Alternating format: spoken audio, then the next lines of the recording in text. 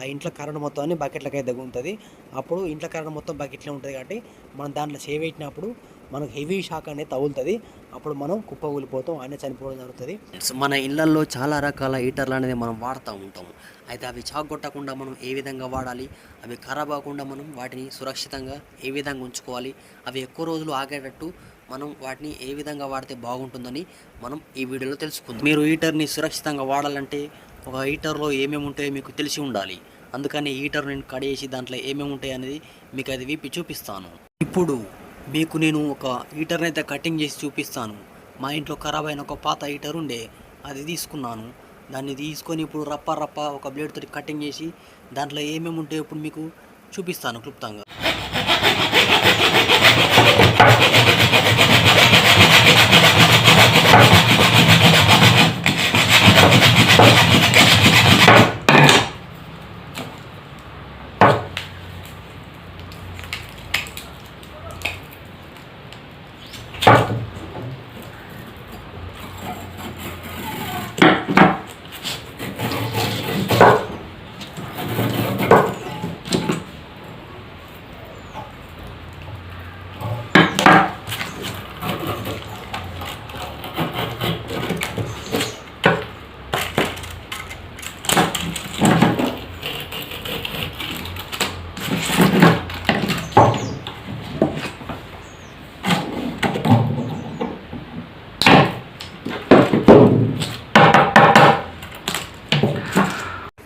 ఇప్పుడు మీరు చూస్తున్న హీటర్ నేను కడేసినప్పుడు దీంట్లో అయితే కొంత పౌడర్ అనేది వెళ్ళడం జరిగింది. అదేవిధంగా ఒక స్ప్రింగ్ కూడా వెళ్ళడం జరిగింది. స్ప్రింగ్ అనేది రౌండ్గా సర్కిల్గా చుట్టలుగా చుట్టబడి ఉన్నది. నేను గుంజినప్పుడు ఒక వైరుగా అయితే సాపుగా అయితే రావడం జరిగింది. ఇప్పుడు మీరు చూస్తున్న పౌడర్ వచ్చేసి మెగ్నీషియం ఆక్సైడ్ పౌడర్ అండి. అదేవిధంగా దీంట్లో ఒక స్ప్రింగ్ అయితే వెళ్ళింది కదా వైర్, దీన్నే హీటింగ్ కాయిల్ అనేది పిలుస్తారు. మనం జాకెట్లో ప్లగ్ అనేది పెట్టి స్విచ్ అనేది వేసినప్పుడు ఈ వైర్ అనేది అయితే హీట్ అయితే అవుతుంది. ఇది ఎర్రగా అయినప్పుడు మనకు వాటర్ అనేది హీట్ అయితే అవ్వడం జరుగుతుంది. మీరు చూస్తున్న వైర్ను నిక్రోమ్ కాయిల్ అని పిలుస్తారు, లేదా రెసిస్టెంట్ హీటింగ్ కాయిల్ అని కూడా పిలుస్తారు. ఇప్పుడు మీరు చూస్తున్నారు కదా, ఈ వైర్ అనేది మనకు ఈ పైప్ అవుతుంది కదా, మనకు బాడీ పైప్ ఉంది కదా, ఆ పైపులో లోపల అయితే స్ప్రింగ్లు అయితే దాంట్లో అయితే ఉండడం జరుగుతుంది. ఈ స్ప్రింగ్ అనేది ఈ బాడీకి టచ్ అవ్వకుండా, అది పైప్ ఉంది కదా, పైపు టచ్ అవ్వకుండా ఈ పౌడర్ని అయితే యూజ్ చేస్తారు. ఈ పౌడర్లో అయితే కరెంట్ అనేది ప్రవహించదు, ఇది పొడిగా అయితే ఉంటుంది. ఇప్పుడు స్ప్రింగ్ చుట్టూరు అయితే ఈ పౌడర్ అయితే ఉంటుంది. మెగ్నీషియం ఆక్సైడ్ పౌడర్ ఉంది కదా, ఈ పౌడర్ అనేది ఈ పైపులో అయితే ఈ వైర్ మధ్యలోంచి చుట్టూరంగా అయితే పౌడర్ అయితే ఉంటుంది. ఈ పౌడర్ అనేది బాడీకి అయితే ఈ వైర్ అనేది టచ్ అయితే కానివ్వదు. దీంట్లో కరెంట్ అనేది కూడా ప్రవహించదు.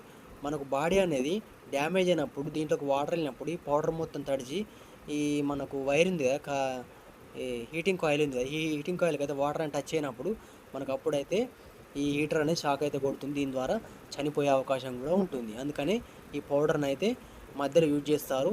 మీద బాడీ ఎప్పుడైతే పలిపోతుందో అప్పుడు మనం హీటర్ని అనేది ప్లగ్లో పెట్టడం కానీ లేకపోతే కరెంటులో పెట్టడం కానీ చేయకూడదు. దీని పక్క అయితే పడేయాల్సి ఉంటుంది. ఇప్పుడు అస్సలు మిస్ అవ్వకండి, మీకు ఇంపార్టెంట్ మ్యాటర్ అని చెప్తాను.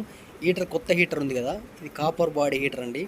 ఇప్పుడు ఇది మనకు ఖరాబ్ అవ్వకుండా దీన్ని ఏ విధంగా వాడాలనేది ఇంపార్టెంట్ విషయం అనేది చెప్తాను. ఇది మీకు చాలా ఉపయోగపడుతుంది. మీకు హీటర్ అనేది 1 సంవత్సరం కాదు, మీకు 5 సంవత్సరాలు వాడినా కూడా హీటర్ అనేది ఖరాబ్ కాకుండా అయితే ఉంటుంది. అది ఏ విధంగా వాడాలని చెప్తాను, చూడండి.